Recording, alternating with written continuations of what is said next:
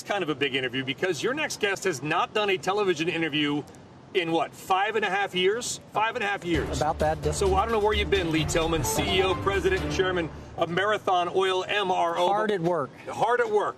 But we're happy to have you here now. And it's good to be here. I think it is good timing. You start to feel like the energy markets are turning around.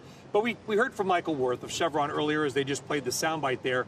Are you surprised that the price of oil did not spike 10% on the news? What would have happened if that happened a decade ago? I think we've seen a much broader response. I think the damping effect you're referring to, Brian, is really the impact of the U.S. energy renaissance. We make up about 8% of the global supply today, and those are reliable, highly secure barrels that the market is counting on. And I do believe that that's reduced this risk premium from returning back into the market. Here's what I think a lot of people probably struggle to understand, which is that the U.S. is, as you noted, about 8% of the global market. We have more than doubled our production. We've got relatively risk-free oil. In other words, we're not necessarily going to have these sort of geopolitical violent conflicts or hopefully not random bombings.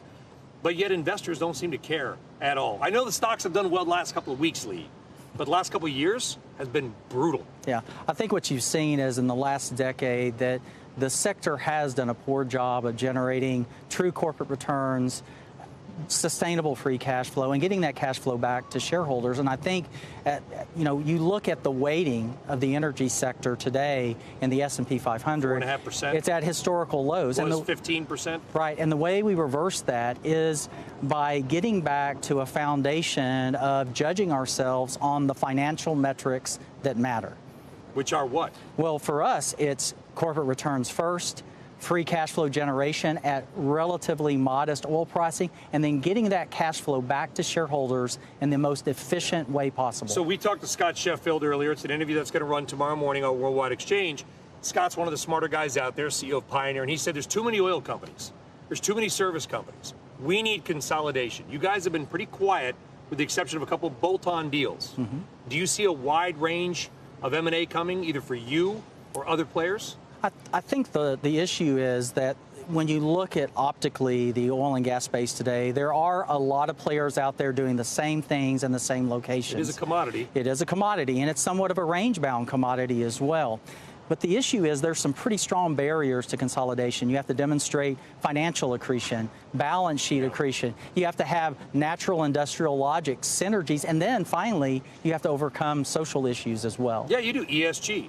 The environmental. Exactly. You look what's happening in Australia. There's fires, climate change. How does a CEO of an oil and gas company, and by the way, people could say oil and gas needs to go away. The IEA, which is hardly pro-oil and gas, they're predicting decades more. So let's just assume they're correct. Mm-hmm. How do you manage through that as a CEO of an oil and gas company under this kind of institutional and environmental pressure?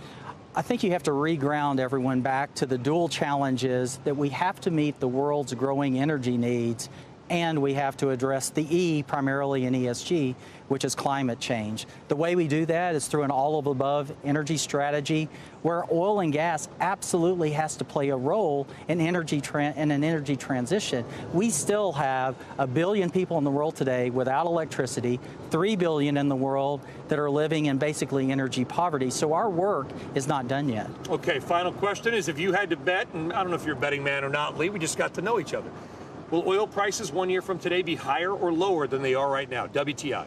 I think that today we certainly are in a much more constructive market. I think the geopolitical tensions that we're seeing today are likely going to persist for some time in the Middle East. I do think that creates a bit of a floor under oil and gas. Sounds like you're in a very gentlemanly way saying likely higher.